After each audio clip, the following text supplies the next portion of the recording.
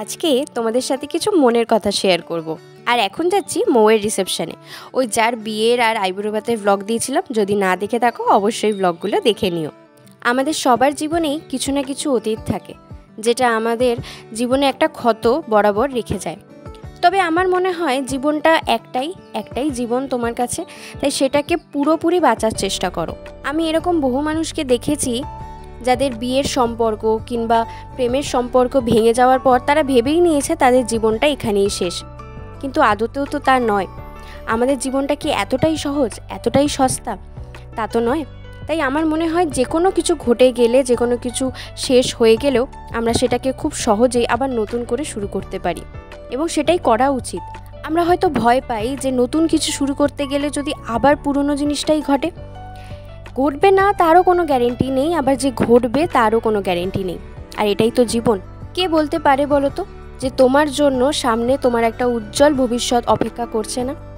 তাই জন্যই আমাদের সব সময় এগিয়ে যাওয়া উচিত। পুরনো স্মৃতি, পুরনো কষ্টগুলোকে না আঁকড়ে একটু একটু করে আমাদের এগিয়ে যেতে হবে সামনের দিকে। আমার পরিচিত এরকম অনেক মানুষ আছেন যারা দ্বিতীয়বার বিয়ে করেও অনেক সুখী হয়েছে।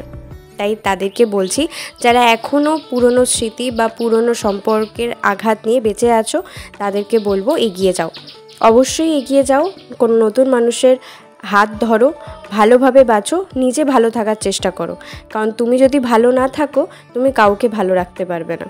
আর সমাজ কি বলবে সে পরোয়া নাই করলে, আজকের যে মানুষগুলো তোমার ব্যাপারে বলবে কালকে তারা নিশ্চয়ই ভুলে যাবে। তাই তাদেরকে নিয়ে না মাথা ঘামিয়ে নিজের সুখের কথাটা ভাবো। সেদিনের কিছু মুহূর্ত দেখাতে দেখাতে তোমাদের সাথে অনেক কিছু শেয়ার করলাম, বেশ ভালো লাগলো।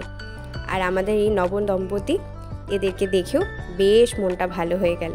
ওরা সারাটা জীবন এইভাবেই হেসে খেলে নেচে নিজেদের জীবনটা কাটিয়ে দিক, খুব সুখী হোক, এটাই আশীর্বাদ করো। আজকের ব্লগটা এইটুকুই, দেখা হবে নেক্সট ব্লগে। আর হ্যাঁ, সাবস্ক্রাইব করতে ভুলো না।